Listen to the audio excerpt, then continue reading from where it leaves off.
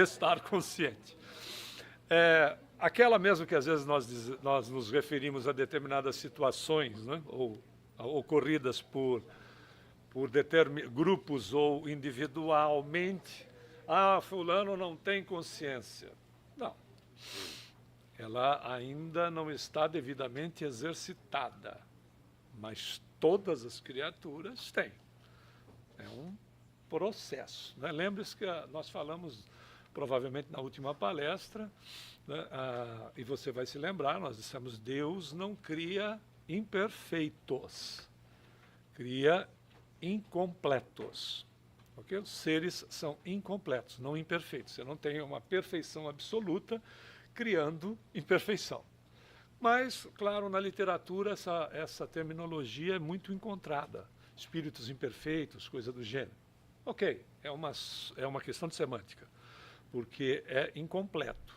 Toda a estrutura divina, e aí você se lembra lá de Jesus, né? Se referindo a nós. Toda a estrutura divina, eu não vou ficar repetindo aqui, porque senão fica um repetir constante, né, em todas as palestras. Toda a estrutura divina está contida no ser, está contida em nós.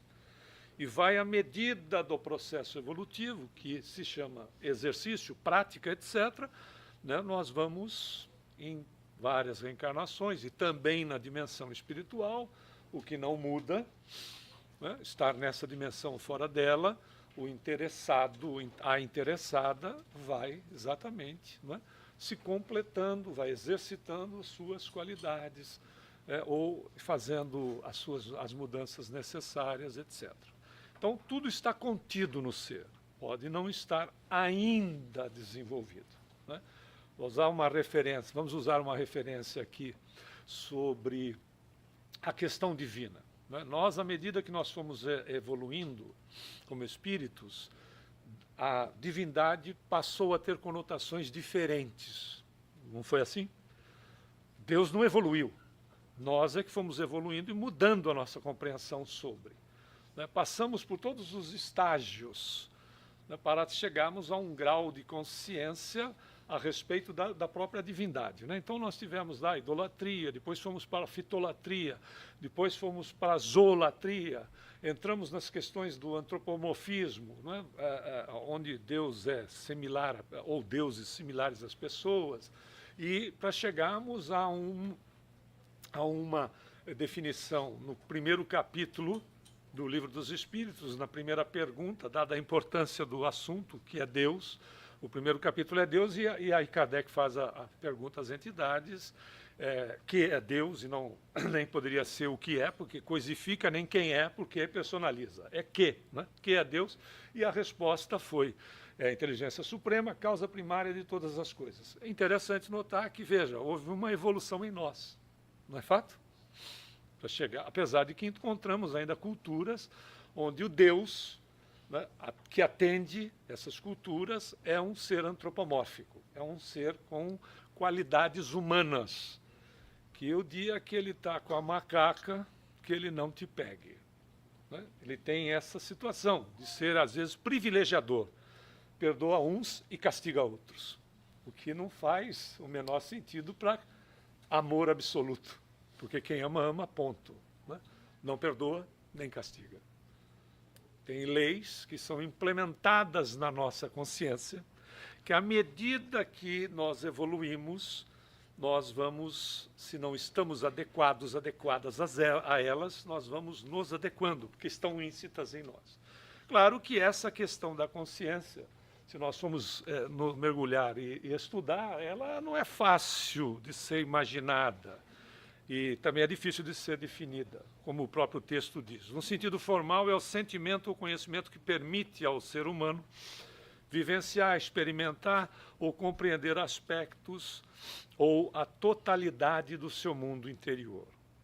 Simplificando um pouco mais, é a faculdade de estabelecer julgamento. Esses julgamentos de natureza moral, não de usos e costumes, né? Dos atos que foram realizados por nós. Ou é um atributo, uma condição que permite a uma pessoa a percepção do que se passa em tempo, em torno de si, o mundo objetivo, ou dentro de si mesmo o mundo subjetivo. Por isso que no Livro dos Espíritos, Kardec, na questão 621, vai perguntar, né, onde é que estão as leis de Deus. A resposta é curta e objetiva: na consciência. Por isso que nós dissemos a princípio, à medida da nossa evolução, nós nos abrimos para essa ampliação de nos conhecer e de poder entender a relação que temos com o próximo, que é uma coisa que precisa efetivamente de tempo. Mas o que é o tempo para quem é imortal? Não é uma beleza? Não dá para mim ficar empurrando as coisas com a barriga, não é verdade? Mas o que é o tempo? Nós admitimos uma questão de tempo para a nossa condição evolutiva. Se tivéssemos em outra dimensão, teríamos uma realidade diferenciada. André Luiz narra para Francisco Cândido Xavier, por isso que em 1944, quando foi lançado o Nosso Lar, ele, quando lido, poderia ter aspectos de ficção científica, não é verdade? Em 1944, se você lesse Nosso Lar em 1944, isso é ficção, não é possível. Né? Há tecnologias existentes lá, foram alcançadas mais recentemente. No entanto, eles já tinham. Aliás, eles têm tecnologia que nós não temos ainda hoje. Né? A movimentação de veículos por eletromagnetismo sem trilho. Nós temos com trilho. Aí André Luiz explicou para o Chico, de certa feita, dizendo assim, a dimensão onde ele está é 100 anos na nossa frente. Ou seja, a realidade deles é 2125.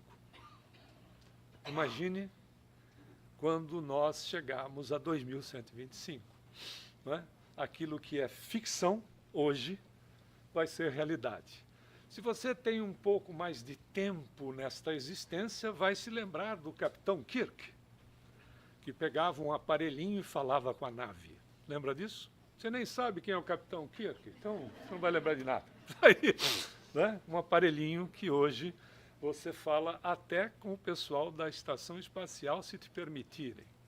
Como já foi numa escola aqui nos Estados Unidos, os alunos falaram com os astronautas lá. Um aparelhinho. Né?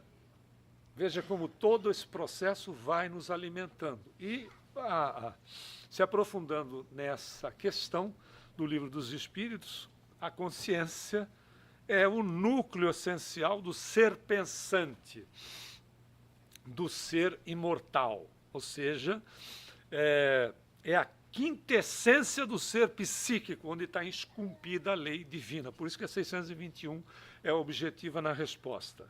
É o eu superior, é o espírito infuso na individualidade, em torno do qual vão orbitando sucessivamente, através das reencarnações, todos os eus, todos os egos, menores representados pelas várias personalidades e que vão sendo abandonadas ao longo do caminho.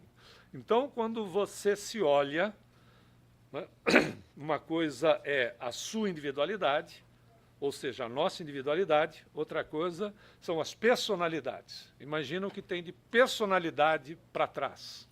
Né? Que muitas delas, nós vamos ver aqui, ainda possuem certo grau de interferência. Mas nós já trouxemos esse número, você encontra no juventudespírita.com.br, é um estudo de Eurípides Kiel, que você vai se lembrar desse número, que ele diz, considerando que para trás se vivia menos, em matéria de existência física, quanto mais para trás, menor o tempo de existência nesta dimensão. Ele calculou, isso é uma teoria, tá? É uma teoria. Tem uns que têm mais, tem outros que têm menos, porque depende da evolução do espírito. Ninguém vem taxado, você vai reencarnar X quantidade de vezes. Isso não existe. Né? Tinha aí uma história de que você teria que passar por todos os signos do zodíaco. E chegando a ser pisciano, você não precisava reencarnar mais. É o meu caso. Né? Isso é um absurdo, não tem absolutamente nada a ver. Mas Emmanuel vai dizer o seguinte, é evidentemente que os planetas podem ter influência magnética sobre nós. Não é de todo descartado. vide a questão da própria Lua, né? Em nós que somos 73% líquido. Há uma interferência. Tanto é que muitas clínicas psiquiátricas aumentam um pouco a dosagem, porque o indivíduo na lua cheia, o indivíduo pode surtar. Então, você vê a influência dela nas marés, no planeta. Ele diz, sim, é possível, sim, há uma certa influência, mas a maior influência é a da personalidade. Nisso ele acertou, não é verdade? É a personalidade. Então, o Eurípides diz assim que nós já podemos ter, né, como um número teorizado, podemos ter 2.600 reencarnações. Ele dá um número de 2.595, a gente arredondou para 2.600. Imagino que se assim envergou, não é, de personalidade.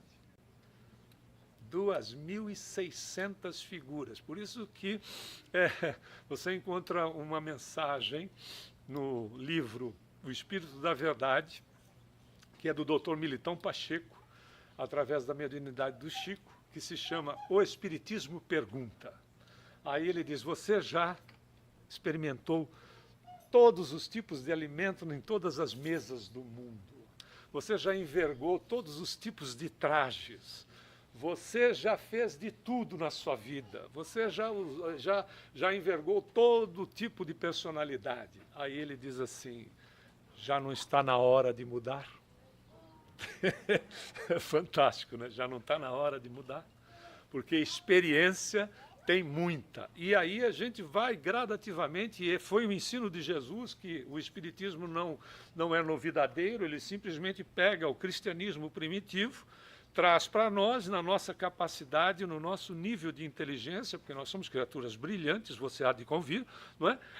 E cada vez mais brilhante ainda, nós vamos mergulhando com maior profundidade à medida que nós vamos nos intelectualizando, nós vamos usando da ciência, etc., nós vamos mergulhando naquilo que Jesus ensinou, considerando que o como foi para pessoas que estavam há 2.000 anos atrás, ou um pouco mais de 2.000 anos.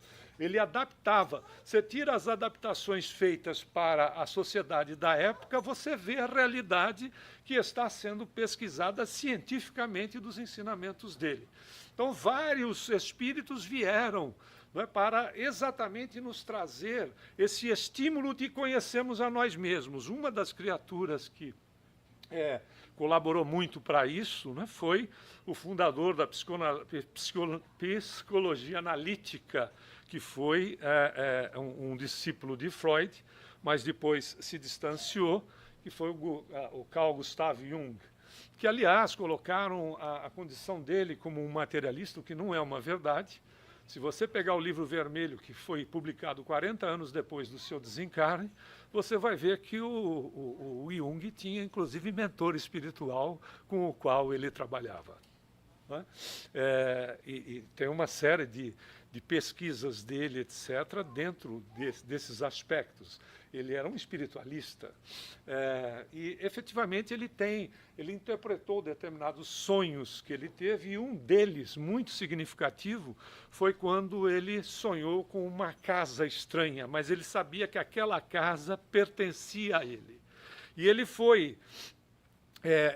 ele percebeu que... Ele foi percebendo que ela era dividida em 3 andares. Né? Num primeiro andar, no andar superior, tinha móveis modernos. No intermediário, no andar térreo, tinha uma mobília medieval. E ele também foi ver que tinha um porão que era cheio de antiguidades românticas, a interpretação que ele fez. Havia uma escada de pedra que conduzia a uma caverna pré-histórica, onde ele ficou tentado a explorar. Ao acordar, ele interpretou o próprio sonho. No inconsciente humano estão todos os outros níveis mais primitivos que ele deveria explorar.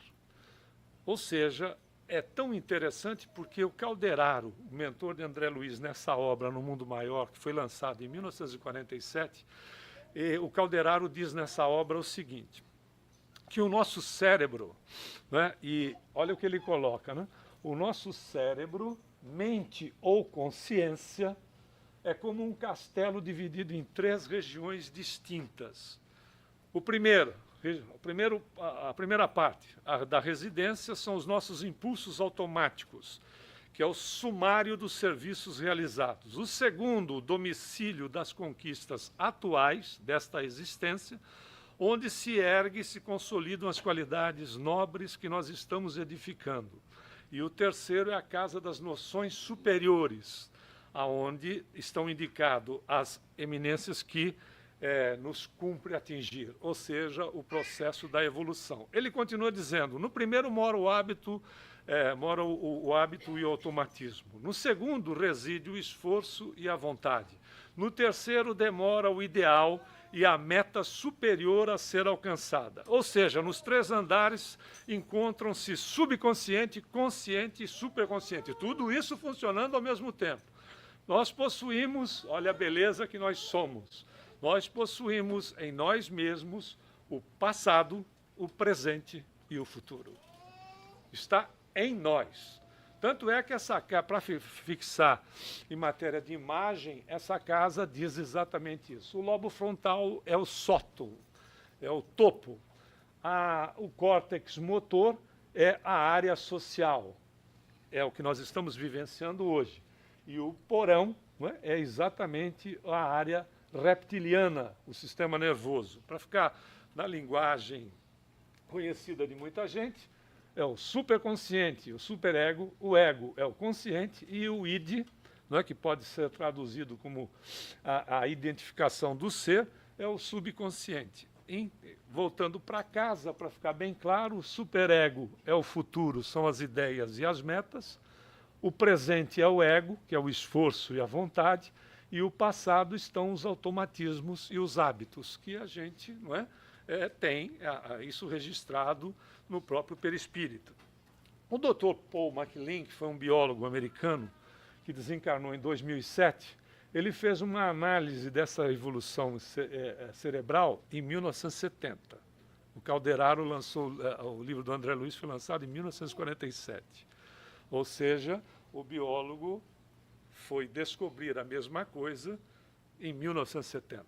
Tem uma pequena diferença, ou seja, os espíritos, em muitas ocasiões, eles anteciparam uma série de conhecimento na área científica, eles anteciparam em questão, às vezes, de 50, 60, 80 anos, dependendo da edição. Vide o livro Evolução em Dois Mundos, de André Luiz, que muita coisa ainda dentro daquela obra não foi alcançada por nós cientificamente. Mas eles podem gradativamente abrindo determinados aspectos que vêm para nós, como nós dissemos a princípio, parecendo em alguns momentos ficção científica. O Dr. Paul MacLean, então, em 1970, apresentou o cérebro triuno, dizendo que aqui, não é, no reptiliano, estão todos os aspectos de autopreservação, de agressividade, de territorial, está aí. É meu, é minha. Não é verdade? Isso é nosso. Você tem um cão, você compra um pastor alemão, ou ganha um pastor alemão, aquela coisinha fofinha, né? Assim, grandinho, mas ainda suficiente para você colocar na tua cama. Aí aquela coisa vai aumentando de dimensão, e aí quando ela está na dimensão total, você resolve tirá-lo da cama. É melhor você comprar outra cama. Território ocupado não é devolvido. Nós somos assim, não? Claro que somos. Ainda somos assim. Está aqui. A evolução, lá de baixo. Passamos, a beleza de tudo isso é que nós passamos por todos os reinos. Por isso que com o ensinamento do Cristo, ele ganha amplitude com a nossa capacidade, né, de analisar com a nossa consciência. Ama o próximo. Quem é o meu próximo? Aí, para pessoas de há 2000 anos atrás, ele deu lá uma configuração, dizendo, né, descia um homem de Jerusalém para Jericó, etc., caiu na mão de salteadores. Ele usa, né, o próximo para um indivíduo de 2000 anos atrás, só podia ser aquele que se assemelhava. Ok? Mas com a nossa capacitação, com a nossa ampliação de consciência, quem é o nosso próximo? É a criação. Não é verdade? É toda a criação. Porque nós passamos por esses reinos, não como espírito, mas como princípio inteligente ou princípio espiritual, nós estagiamos. Não se preocupe, você não foi uma barata, não é? Mas pode ter estagiado na turma dela. Estagiar não significa sou. Eu fui uma pedra. Não, não foi uma pedra, apesar de às vezes ser um enrosco. Mas o fato não é verdade que passou, estagiou. Estagiou, você não é esse corpo, eu não sou esse corpo. Na verdade, nós estamos estagiando num corpo. Né? E às vezes nos agarramos nele com uma intensidade gigantesca. Não é, Conan? Aí vai na academia e fica lá na frente do espelho. E nada contra, mas não é? Uma hora vai ter que deixar ele. Não vai levar como souvenir. Não é? Não, mas eu gostava tanto, agora ele está malhado, bronzeado, etc. Não é? Agora que ele está no ponto, não vai levar. Nós estagiamos, nós estamos, nós somos espíritos, estamos. Por isso que o Teilhard de Chardin, eu gosto muito dessa frase. Ele diz assim, nós não somos seres humanos tendo uma experiência espiritual, nós somos seres espirituais tendo uma experiência humana. É completamente diferente. E é um estágio. Por isso que ampliou a consciência, nós hoje verificamos que o próximo não está naquele que se assemelha, o próximo está na criação. O respeito à natureza é respeitar o nosso próximo, que está num estágio que nós um dia tivemos, mas não só. Cada célula nossa, André Luiz diz para nós em relação, na obra já citada, A Evolução em Dois Mundos, repetindo, ele diz assim, são animálculos infinitesimais inteligentes, um animálculo é um animalzinho. Cada célula sua, minha, nossa, na condição de que a evolução aconteça para ela, será um ser humano. Nós somos um Deus para essas criaturinhas. Um Deus. Nós somos no micro aquilo que somos no macro. Claro que agora aí sim, ilustrando apenas, era como se Deus pudesse ser um corpo, não é? Porque a gente não entende como é como se e nós fôssemos células naquele corpo. Nós somos no micro, a expressão no micro, por isso que Jesus vai dizer, todos os aspectos divinos estão contidos no ser. Nós somos no micro aquilo que Deus é no macro. Todas essas criaturinhas nossas serão um dia pessoas, serão individualidades. Hoje estão agrupadas, não é? Estão vivenciando uma realidade de agrupamento pela nossa mente, que se desenvolveu ao longo desses estágios todos. Olha como é uma beleza ter consciência sobre nós mesmos, né? Se aprofundar sobre nós mesmos, que nesse estágio, nessa evolução toda acontecida, né, nós fomos desenvolvendo a capacidade de não precisar de usar de inteligência para manter o corpo do jeito que está. Ou seja, toda a organização é mantida por um processo automatizado em nós mesmos. Senão nós não teríamos condição de manter a organização física na estrutura que a gente tem. E isso é sensacional, não é? E aonde está isso? Está na nossa natureza, está em nós, que aos poucos, como nós vamos nos conhecendo, nós vamos vendo a maravilha em nós mesmos. Que incrível, né? Você pode se olhar no espelho e dizer, eu estou careca, mas na próxima reencarnação vou vir a lá Elvis Presley. Mas o que importa é que você pode olhar e dizer, está aí um ser divino. É como Deus nos olha, né? Nos vê. O Espírito Superior não nos vê nesse estágio. Ele nos vê, eles nos veem lá. Eles nos veem lá, completos. Beleza, né? Olha a misericórdia. Não vê a criatura nesse estágio. Vê a criatura no todo. Aí o Paul MacLean vai dizer que o intermediário, né, que é o paleopálio, o sistema límbico, é onde reside as emoções. E, finalmente, né, nesse último, no neocórtex, são as situações que ele coloca em relação às capacidades intelectuais. Agora, isso somos nós. Nós temos o consciente da vida atual. Mas não é só isso. Tem o subconsciente da vida atual. Tem o subconsciente, que é o produto de todas as memórias, de todas as encarnações passadas, do período que nós estivemos na dimensão espiritual, etc., está aqui. Não é só isso. Também temos o superconsciente, que é exatamente as potencialidades psíquicas superiores. Tudo isso interagindo ao mesmo tempo. Percebeu agora como a questão do ensinamento do Cristo tem uma influência fundamental para a nossa felicidade? Seja bom. Emmanuel chega a dizer o seguinte: antes de você ter toda a fé do mundo, seja bom primeiro.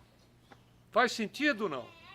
Porque se o bem acontece, seja o bem do jeito que for. O bem é o bem. Não tem disputa de bem. O bem é o bem. Seja a ação que for.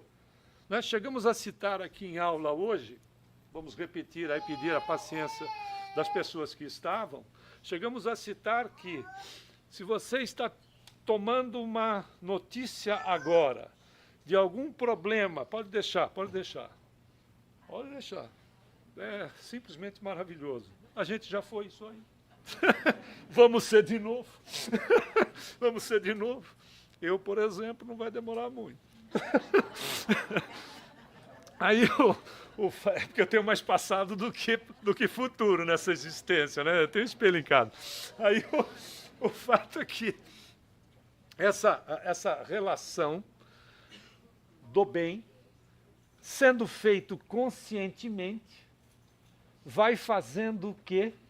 Porque a consciência é um mero fator de gravação. Pum! Joga para o subconsciente. Por quê? Porque precisa abrir espaço. E a gente estava dizendo, se você toma uma notícia hoje, seja que por veículo que for, dá para fazer caridade, né, sem mover um dedo praticamente. Não é verdade?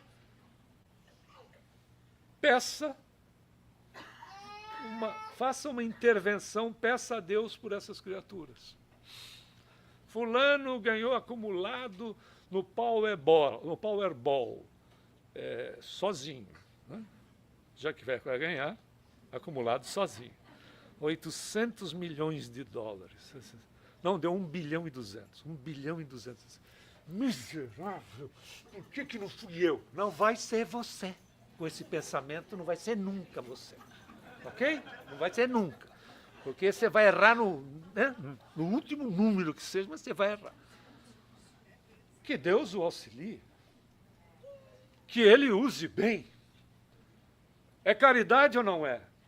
O contrário. Tantas pessoas desencarnaram, que o Senhor as receba na sua paz. É caridade ou não é? É bem. É o bem sendo feito. Ah, mas é o bem sendo feito. Importa que façamos o bem. Por quê? Porque nós seremos felizes. De que jeito? A gente começa a entrar nessa zona, que é do superconsciente, ampliando a nossa consciência. Aqui está todos os valores da criatura, aqui está o Deus que nós somos. Ao mesmo tempo, acontece o quê? A gente joga, como se estivesse em cima e embaixo, joga para baixo situações positivas, que fazem o quê? Refletem aqui, limpam aqui, refletem aqui, limpam aqui, atinge lá. O que acontece? Nós vamos fazendo uma limpeza aqui, vamos fazendo com que essa estrutura se converse em tempo integral. É isso que leva o indivíduo a dizer, eu sou feliz. Ah, mas é que o Evangelho diz que a felicidade não é desse mundo. Claro que não é. Se eu me apegar nas coisas, situações e pessoas, não é. Porque as pessoas mudam, as situações também, né, e as coisas se deterioram. Se eu estiver apegado nessa situação, eu vou ser infeliz. Ah, como é que eu sou infeliz? Quando eu estou desapegado, desapegada. Não é, em absoluto, não valorizar as conquistas, não valorizar as pessoas, etc. Mas nada disso. É não se escravizar às situações, posições ou pessoas. Por conta exatamente de que tudo muda, porque tudo tende à evolução. nada vai ficar parado esperando por nós. Não é? Tudo evolui. Por isso que nós somos buscar, não é? Em paralelo, não é ensinamento espírita, o Peter Ouspensky, que foi, inclusive, discípulo do Khrushchev, que ele diz o seguinte: existem dois tipos de indivíduos no planeta. Veja se não é verdade: os fisiológicos e os psicológicos. E aí ele faz 4 definições a respeito disso. Ele diz assim: na primeira, a consciência de sono. O sujeito está dormindo ainda. São indivíduos que só pensam em si e nos seus interesses. Recusam-se a aceitar o progresso e a evolução pessoal. São alheios à realidade dos sentimentos e da realização espiritual. Não é? Tem gente assim ainda. O segundo, ele diz, são consciências despertas ou lúcidas. Indivíduos que estão em processo de despertamento para níveis menos egoístas. O indivíduo ainda é egoísta. Menos egoísta de percepção da realidade e que buscam no seu desenvolvimento pessoal uma vida melhor. O terceiro estágio é a consciência de si.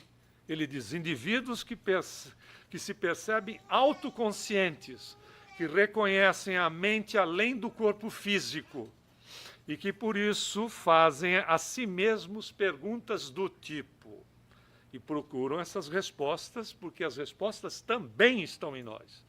Não é no outro. Porque eu fui lá no médium, que o cara disse tudo. Não é o outro que tem. Somos nós que temos. E só quem tem, além da gente, é o Criador. Porque está em nós a resposta. E essas perguntas quem sou, da onde venho, o que eu faço aqui, porque eu sofro, para onde eu vou. São criaturas que já têm consciência de si mesmo, iniciam um processo de autoconhecimento.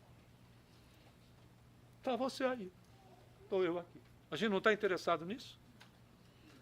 Ou seja, graças a Deus, já acordamos. Devia ter deixado ele no chão, está vendo? E o outro aspecto é consciência objetiva ou cósmica. Já são os indivíduos que o egocentrismo foi superado e que se veem claramente na sua totalidade e se tornam para um todo pelo qual se sentem responsáveis. Alguns exemplos: Chico Xavier, Madre Teresa em Calcutá, Irmã Dulce, né? Masaharu Taniguchi no Japão, o Papa, por que não o Papa Francisco, são criaturas que, já saem de si mesmo em favor da coletividade. Já vivem para a coletividade e se sentem felizes por estarem vivendo para a coletividade, por estarem servindo as criaturas. Já é uma condição de uma consciência cósmica. Por isso que a gente vai vendo em autores também espíritas. No caso dessa obra, se você tiver a oportunidade, é o Frederico Figner, que usou o pseudônimo de Irmão Jacó, porque quando foi psicografado esse livro, a família não aceitou que fosse o depoimento dele nesse livro, que fosse, as filhas não aceitaram, que poderia ser o pai, né?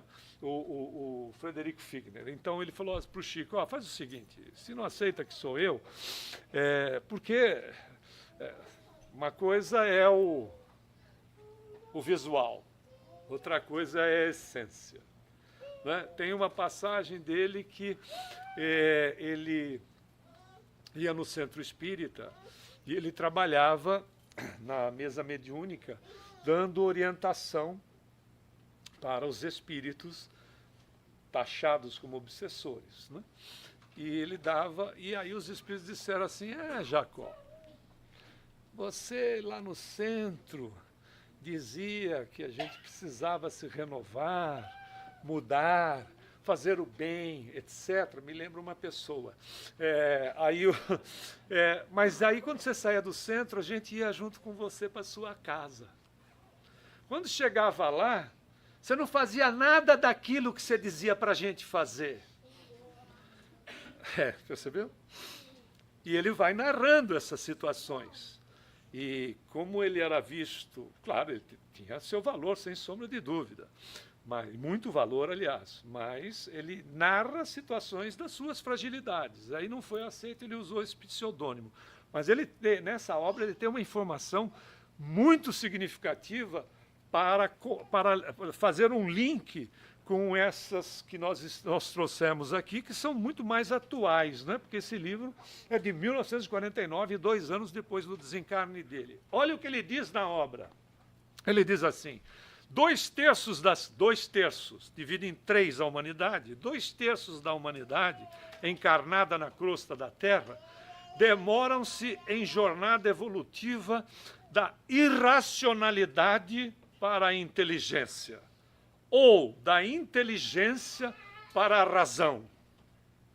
A terça parte restante acha-se em trânsito da razão para a humanidade. Ele diz mais: fora do corpo terrestre, mas ligados ao mesmo plano, evoluem bilhões de seres pensantes nas mesmas condições. Que fantástico, né? Ninguém muda a toque de caixa. Muda por esforço próprio. Senão fica aí nessa zona do agrião, né? Vendendo almoço para comprar o jantar. Passa pela vida, mas não vivem, como diz Bezerra de Menezes. E ainda às vezes encontro a gente diz assim: eu estou aqui só de passagem. Ah, é? Aqui é colônia de férias. Escolheu mal, hein? Podia ter ido para Júpiter, não é verdade? Aonde você vai viver 400, 500 anos. Os animais lá fazem o serviço doméstico. A linguagem é a do pensamento. Né? Você pode ler o pensamento do outro, o outro pode ler o seu pensamento, porque você não tem culpa, o outro também não tem. Né? As situações estão resolvidas. Claro, não é no solo de Júpiter, é numa das dimensões de Júpiter. Não é? Poderia ir lá, foi reencarnar aqui. E aí diz que está de passagem aqui. Escolheu até o tempo errado, né? Até porque está tudo borbulhando, né? As coisas estão borbulhando aqui por exemplo. E quem disse isso? Foi Jesus. Nada que está encoberto não virá para a luz em matéria de individualidade e de coletividade. Não tem jeito. Por isso que veja, a gente vai buscar em Paulo, lá o apóstolo dos gentios, que ele traz para os Efésios, você está lá no capítulo 5, versículo ou parágrafo 14, desperta tu que dormes, e levanta-te dentre os mortos, e o Cristo te iluminará. O pessoal achou que era a ressurreição. Ou seja, acorda, e levanta do lugar que você dorme, porque você está morto. Lembra de Jesus? Deixa que os mortos enterrem seus mortos. Ele não estava falando para o rapaz desprezar o corpo do pai, não é que havia falecido, não era isso. Era, deixa que aqueles que estão mortos para a vida cuidem daqueles que estão mortos para a vida. Deixa que os inúteis cuidem dos inúteis, em outras palavras. Porque se eu sou inútil para a vida, eu sou um cadáver que anda. Deixa que os cadáveres cuidem dos cadáveres. Se você despertou, agora também tem uma coisa, vou dar uma notícia que pode não ser muito boa. Não tem mais jeito de voltar atrás. Não tem mais jeito. Ah, mas eu quero fazer do jeito que era antes. Não vai fazer mais. Não tem mais como. É daqui para frente. Para trás já foi. Bom, diante dessa realidade, qual é o caminho a seguir? É uma pergunta clara, né? Você conhece outro? Aliás, ele disse: eu sou o caminho, a verdade e a vida. E ele complementou: ninguém vai ao Pai senão por mim. É tão interessante que a gente tem a sensação de fazer a evolução em círculo. Figurativamente, porque a gente não sai dele, é como se nós saíssemos de Deus e voltássemos para Ele. Isso é figurativo, porque a gente não sai dele. Nós somos sustentados pelo amor de Deus, né? Tendo consciência ou não a respeito disso. né? A gente é sustentado integralmente pelo amor de Deus. Então, é circular, é tão interessante que parece que a gente faz um círculo em nós mesmos. Saímos assim como princípio inteligente e vamos voltar como espíritos crísticos, que é o máximo que a gente tem, né, na condição de um Cristo. E qual é a maneira desse exercício que Jesus propõe para todos nós? Ele diz simplesmente: tudo que vós quereis que os homens vos façam, entenda ser humano, fazei-lhe também vós a eles, porque esta é a lei e os profetas. É tão incrível esse ensinamento, porque no Velho Testamento Tobias diz: não faça ao outro aquilo que você não quer que o outro te faça. Percebeu o comodismo, não? Eu não me movo e os outros não se movem. Não é isso? Com Jesus é a ação. Tudo que você quer que os outros te façam, faça para eles. Tudo isso está concentrado aquilo que os profetas trouxeram, as leis, etc. Isso é consciência. Essa consciência desperta. É esse processo de mergulho em nós mesmos, de autoconhecimento, nos levando à condição de felicidade e nos levando à condição de paz. Vou falar em paz. Muita paz a todos. Obrigado.